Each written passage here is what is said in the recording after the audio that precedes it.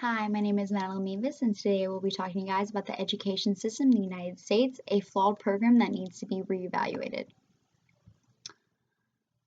Often people point fingers at children when it comes to failure in school or resorts to medicating and oppressing their bright personalities. These are where the downfalls of our children's future and education stem from. However, it is not the child's fault for struggling in academics. People should be pointing their fingers and paying more attention to the school system in which are responsible for our children's care and education while under their roof.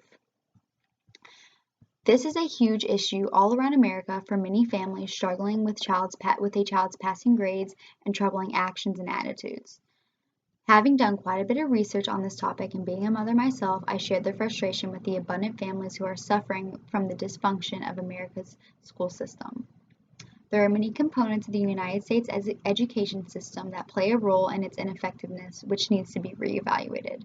Some simple changes are all our education program needs to boost America's young minds. These basic changes include the standardized testing, kinds of programs and teachers, as well as parental involvement. For starts, I would like to address a main issue that inhibits our children's learning potential, which would be the state and standardized testing. One main root problem with the school system is the state and standardized tests, which are used for classroom level placement as well as passing graduation requirements. One of the issues with standardized testing is the fact that teachers are paid and judged based on their students' success on them. Because these tests are what determines a portion of a teacher's pay, a large percent of the time this is all that they teach. Instead of teaching in multiple different methods to accommodate a child's learning type, they are teaching testing methods and materials that are on these tests. This is leading to the act of self-preservation in teachers. Instead of actually teaching the children based on their needs, this is causing some children who aren't receiving the special attention that they need to fall behind and in turn receive low grades and become discouraged. I would now like to exhibit a poll that was taken among public school parents to see how they felt about state standardized tests. 67% of public school parents say that there is too much emphasis on testing. As little as 14% of parents say that testing is very important. And 66% of parents oppose to using test scores to evaluate a teacher's performance. As you can see by these polls, parents are not very supportive of standardized testing either.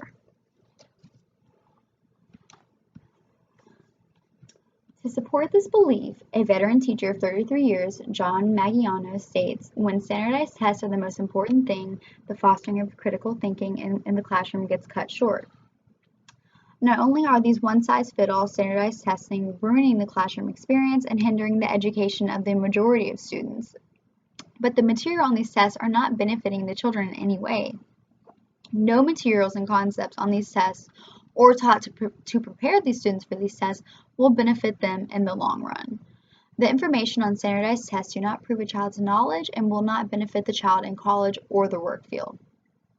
Not only does standardized testing affect teachers and their jobs, but it also affects students as well. First off, standardized testing is not an accurate measurement of a student's intelligence. One thing that can hinder a student's success on these high-stakes testing is something called testing anxiety, which can in turn cause a child to not perform at their best ability. Another point that John Maggiano, a veteran teacher of 33 years, states is, "It is also true that many students do poorly on standardized tests, even though they may have achieved mastery over the material." Not only are standardized tests not a true measurement of a child's understanding of material, but it is extremely unfair. Not all students around the country have proper teachers, resources, and environments for children to thrive in. According to David Miller-Sadker and Karen R. Zittelman, using the same test for all students, those in well-funded posh schools, along with the students trying to learn in underfunded, ill-equipped schools, is grossly unfair and the outcome is quite predictable. Moreover, standardized tests are just the beginning of the problem when it comes to the school system. Another main issue lies within the school itself. Schools need to be more focused on hiring teachers who are passionate about teaching the young minds of America, as well as incorporating classes that will help students with real-life responsibilities. One problem with our public school is the staff that we employ to watch over and teach our children. Teachers are a blessing to our children and have a huge impact on their developing minds. However, not all teachers are very concerned with the individual success of students and are more worried about the overall outcome of the class. Our children spend half their days with these teachers under their influence and care, which is why parents need to be sure that their children are being treated fairly and receiving the best education possible. One thing that our educational system lacks beyond a degree, training labs, and certification is a standard of moral and mentoring skills that are essential to tend to our children. Bringing attention to the problem teachers is very difficult because of how the administration functions. According to George Leaf, the professors and administrators are happy with the way things are and often express resentment at anyone who suggests that their courses and philosophy do not lead to competent teachers. There needs to be a system in place for complaints and accounts to target and remove these teachers who do not have our children's education and success at heart. Another issue with America's school system is the lack of real-life educational classes and practical courses offered.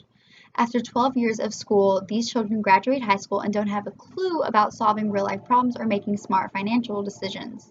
What happened to home economics? Real-life knowledge needs to be essential in our school system to help these kids get on their feet.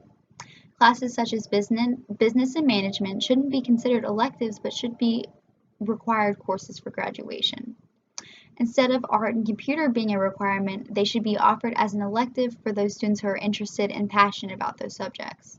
Education of taxes, loans, credits, banking, and much more needs to be incorporated in the required syllabus at some point in high school. Last but not least, I would like to touch base on the lack of parental involvement that is required in a child's education. One thing that would greatly improve America's school system would be requirement of parental or guardian involvement in their children's education. A major flaw in the United States education system is the lack of required communication between the teachers and the parents. In order to keep these children on track and held accountable for their grades and actions while in school, there needs to be some sort of communication between the teachers and the child's parent or guardian. The question that I would like to ask is, why are parents not held accountable for forcing a child to behave and participate in their classroom responsibilities? The school system needs to require mandatory parent-teacher conferences to discuss a child's education at least twice a year to ensure that they are on track with their credits as well as behavior. Not only should there be an informative meeting to discuss a child's progress in school, but with attendance as well. Although there is already a law in place that requires parents to put their children in school and ensure their attendance, this doesn't prove to be very effective in preventing bad attendance. These laws aren't enforced very strictly, and officials seem to be very lenient with truant students and their families. While I was reading up on the details of America's truancy laws, I stumbled upon a website titled Find Law, where they had stated, with respect to truancy laws, school officials typically have the discretion to decide whether or not to refer an act of truancy to juvenile court. As I pointed out, a multitude of times, there are many flaws within the works of America's schools that should be changed to improve overall functionality and ensure that our children receive the best education possible. America's school system needs a new plan of action when it comes to educating the children of the United States. The best place to start would be removing the standardized testing, changing the kinds of programs offered, as well as weeding out the ineffective teachers. And lastly, getting the parents more involved in their children's education. Investing time and money to change the way our education system functions are worth all the effort. Our children deserve nothing but the best to maximize their aptitude to learn. Ensuring the care and education of the young minds of America is ensuring the success and the future of the next generation to come. My references would be Enforcing Truancy Law, Find Law 2013, retrieved April 16, 2016. Leaf, George, 2014, A Key Reason Why America's Students Do Poorly, retrieved April 16, 2016. Sadker, D.M. Ph.D. and Zillman, K.R. Ph.D., 2013. Test Problems, 7 Reasons Why Standardized Tests Are Not Working Well, retrieved April 16, 2016. Strauss V., 2014. 11 Problems Created by the Standardized Testing Obsession, retrieved April 16, 2016. Walker T., 2015. Poll, America's Wanted Less Standardized Testing and More Student Fundings. NEA Today, received April 16, 2016. Thank you for listening. Bye-bye.